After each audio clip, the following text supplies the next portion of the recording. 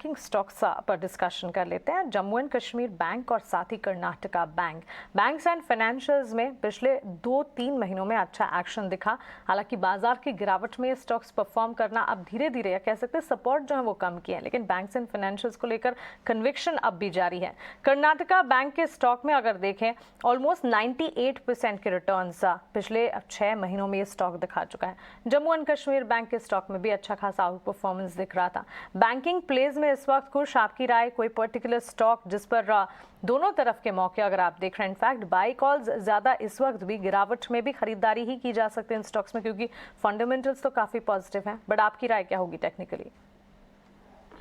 मनसी देखिए, too much too soon वाला scene हो गया था। अगर हम देखें स्मॉल और मिड कैप जो बैंक्स थे, इनमें बहुत ज्यादा तेजी आई थी 50% returns in a months time, couple of months time.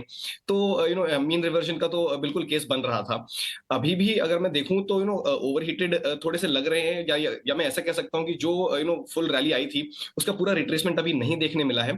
तो मैं थोड़ा सा वॉचफुल रहूंगा जहां तक small and mid cap banks की बात है। कर्नाटका बैंक की आप बात कर रहे हैं, ये बिल्कुल अपने 50 डे मूविंग एवरेज के पास क्लोज हुआ था। ओपनिंग शायद वहां से थोड़ी लो हो सकती है, लेकिन मैं फिलहाल इनमें वेट करूंगा। I would want them to settle down and then turn around. There is a very good chance कि जिस तरीके के हमने अपमूव्स देखे in the last 2 to 3 months, वो फिर से रिज्यूम हो सकते हैं। But then all of them have to first halt, और जो इनकी फॉल है वो थमनी चाहिए, वो रुकनी चाहिए। उसके बाद तब तक जो मेरा फ्लेवर है वो जो लार्ज कैप बैंक्स है उनमें रहेगा।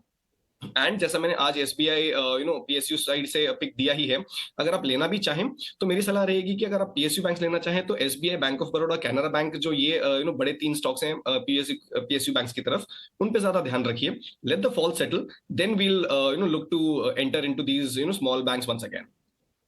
से इसीलिए था क्योंकि बैंकिंग प्लेस पर आपका एक आउटलुक था। इनफैक्ट इन्वेस्टर्स और साथ ही व्यूअर कॉन्फिडेंस के लिए ये सवाल मैं पूछ रही थी, जिनके एग्जिस्टिंग पोजीशन है उन्हें तो आप बने रहने की हिदायत देंगे, राइट? जी हाँ, बिल्कुल। देखिए, अगर मान लीजिए आपने रैली की शुरुआत में लिया हो या कहीं बीच में भी लिया हो, तो there is a very good chance कि आप शायद अभी भी थोड़े प्रॉफिट्स में बैठे हों या मार्जिनल लॉसेस पे रहे हों। तो ट्रेलिंग स्टॉप लॉसेस के साथ इनमें बिल्कुल बने रहिए। कर्नाटका बैंक का 115 का एक अच्छा सपोर्ट जोन है, वहां तक जब भी ये स्टॉक मेंटेन करेगा तब तक मेरे हिसाब से इसमें बने रह सकते हैं। तो एग्जिस्टिंग पोजीशन बना के रखें। एवरेजिंग में नॉर्मली नहीं रेकमेंड करता, but there is a case for averaging in the stocks as well. जैसा मैंने बताया, बस थोड़ी देर वेट करें, एक बार ये सेटल होकर टर्न अराउंड होंगे, तब हम एवरेजेस की अपॉर्चुनिटीज भी ढूंढेंगे इसमें। डिस्कस कर रही थी अविनाश, आप आवास फाइनेंसेस की बात कर रहे थे। हालांकि जितने भी माइक्रो फाइनेंस कंपनीज है उनमें एक रिन्यूड इंटरेस्ट तो दिख रहा है। अफोर्डेबल हाउसिंग में रिन्यूड इंटरेस्ट। एक और स्टॉक है सर्वोदय स्मॉल फाइनेंस, इसे आप क्या स्टडी कर पाए? हाल ही में इन पर एक और न्यूज थी, वो तो खैर न्यूज ये थी कि उन्होंने एफडी रेट्स बताया और बहुत ही अट्रैक्टिव थे, 9% से ज्यादा में इंटरेस्ट रेट है फॉर सीनियर सिटीजन। लेकिन अदरवाइज इस स्टॉक को आप क्या स्टडी कर पाए? देखिए, मुझे लग रहा है कि स्मॉल फाइनेंस बैंक्स में भी एक अच्छा तेजी का माहौल आ रहा है। I think clearly credit growth का जो बेनिफिट है वो इन बैंकों के लिए भी आ रहा है। Sarvodaya finance small finance bank की बात करें तो मुझे लग रहा है कि नंबर्स होपफुली आने वाले 1-2 क्वार्टर्स में इंप्रूवमेंट होने की अपेक्षा है। मैनेजमेंट की कमेंट्री तो ठीक ठाक थी, लेकिन मुझे लग रहा है कि प्रियंका, एक स्टॉक जो बहुत अट्रैक्टिव लग रहा है स्मॉल फाइनेंस बैंक में, जो मैंने पहले भी आपके चैनल पे कहा है, वो उज्जीवन स्मॉल फाइनेंस बैंक है। यहाँ पे जो 15% की एसेट क्वालिटी है वो 5% हो चुकी है। एनआई करीबन 67% Q2 में बढ़ा है, और सबसे बड़ी बात, कासा जो 23% था वो 27% बढ़ा है। और मैनेजमेंट ने खुद कहा है कि 30% का क्रेडिट ग्रोथ लेके वो इस साल बुक्स बंद करेंगे।